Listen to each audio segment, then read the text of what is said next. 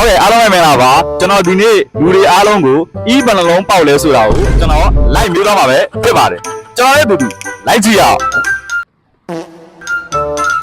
ဦးလေးမင်္ဂလာပါမင်္ဂလာပါကျွန်တော်ကတော့ချီးဘယ်နှလုံးပေါက်လဲဆိုပြီးလိုက်ပြီးနော်ဦးလေးတရက်ကိုချီးဘယ်နှလုံးလောက်ပေါက်ပြလဲဟာချီးရတော့ဘယ်လုံးပေါက်မှာလဲ3-4ခါတော့ပေါက်မှာဗောဘယ်အချိန်နေမှာပေါက်လို့ရှိလဲမနေ့မိုးလေးမနေ့ပေါက်မယ်မနေ့ပဲပေါက်တာများတယ်ဘာလို့စားပြီးပေါက်လို့ရှိလဲဘာစားပါလဲဘာစားပါတပင်းစားဘာရောစားတာမဟုတ်လားအခုမင်္ဂလာပါမင်္ဂလာပါကိုတရက်ကိုချီးဘယ်နှလုံးလောက်ပေါက်လဲ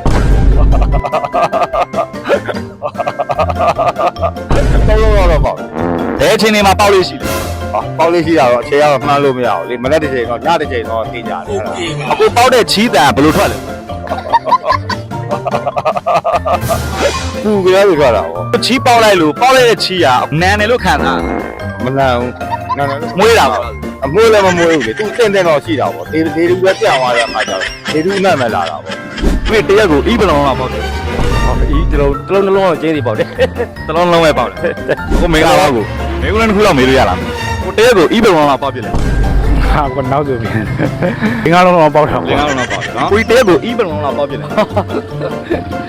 3လုံးတော့ဗော3လုံးလောက်ပဲပေါက်ဟုတ်အခုမင်္ဂလာပါမင်္ဂလာပါခင်ဗျအခုတရက်ကိုချီးဘယ်လုံးလောက်ပေါက်ပြလဲတော့တာကိုပေါက်ချင်တော့ပေါက်တာပေါ့ပေါက်ရရှင်ပေါက်ချင်တဲ့အချိန်ပေါက်တယ်ကိုတရက်ကိုချီးဘယ်လုံးလောက်ပေါက်ပြလဲ3လုံးလုံးပေါက်ပြ3လုံးပဲပေါက်တယ်3လုံးပဲပေါက်တယ်ဘယ်အချိန်နေမှာကိုပေါက်လို့ရှိလဲမနေ့ပိုင်းဗောအခုပေါက်လိုက်တဲ့ချီးကဘယ်လိုတန်ထွက်လဲဘူးလို့ဖြစ်တယ်